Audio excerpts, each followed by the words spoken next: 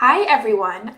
So a few of you showed interest in learning how to add audio on Google Slides presentations. So I decided to share that with you really quickly today. So we're gonna walk through very quickly how you can add audio to a Google Slides presentation. It's pretty simple. The only disclaimer I will add is as of right now, the Google Slides iPad app does not let the video work. However, the audio feature is fairly new, so my hope and my assumption is that in the next few months, maybe that will work with iPad. However, it works with phones, it works if you're on a laptop, like a PC laptop. It probably would work on like a Mac laptop. It doesn't seem to work on the iPad.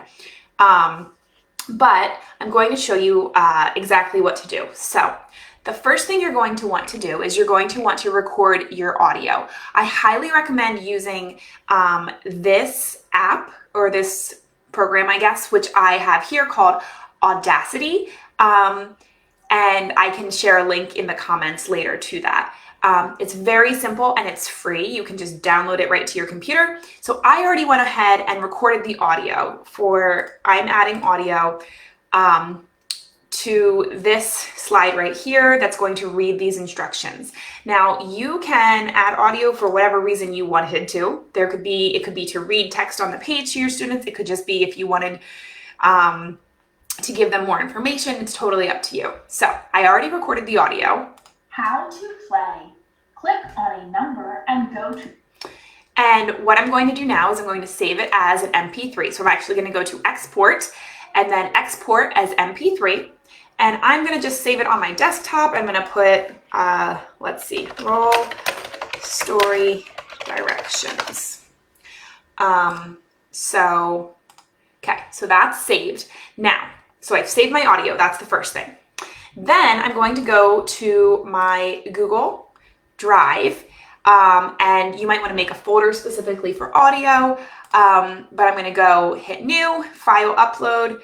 I'm going to go to my desktop because that's where I saved it, and I'm going to click on roll a story directions, upload that to my Google Drive. So you have to actually upload the audio to your Google Drive. And as you can see now, this is in my Google Drive. So I'm going to go back to my slide, and then all I'm going to do, this is so simple, is click on insert, go down to audio, and then now I just uploaded it, so it's going to show me the most recent thing. If for some reason it was something you uploaded and then you uploaded other things, you could just search. So I'm going to just double click, and then it creates this little audio button here that I can move around. I can put it wherever I want. The one thing about the audio that I'm hoping that they work on is depending on where you put it, it can cover the text. So I like to play around and see where I can put it that it's going to cover the text the least amount. But again, if the student can't read it, if the text is covered, it's not going to be the end of the world. So just some of the features here, you can make this button bigger or smaller.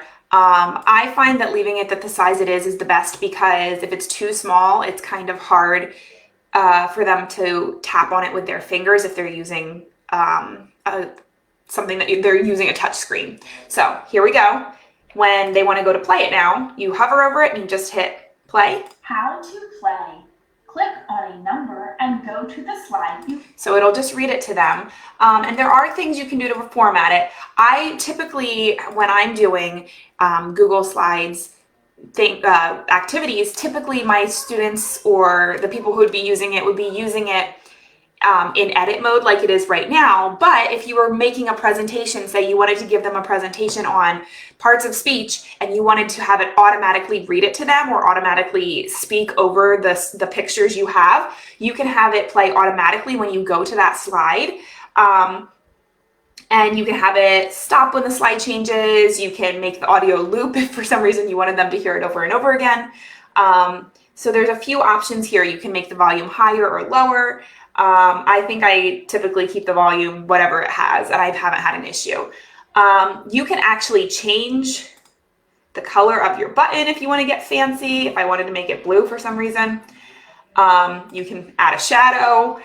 There's a bunch of things you can do to play around with it. But yeah, it's that simple. So if you have any questions, or if you use audio, maybe share some of the ways you're using audio on your Google Slides presentations. But I just find it super helpful, especially for like the younger students who maybe can't read it or maybe don't have parents that are going to be able to sit with them while they're doing activities. And this is also great if you're having them do centers digitally and you don't want to have to keep answering questions. So yeah, that's about it. If you have any questions on how that works, or if you have other things you'd like to learn about on Google Slides, I am more than happy to share. So go ahead and leave me a comment. I hope you have a fantastic Friday. It's Friday. Yeah. Bye, friends.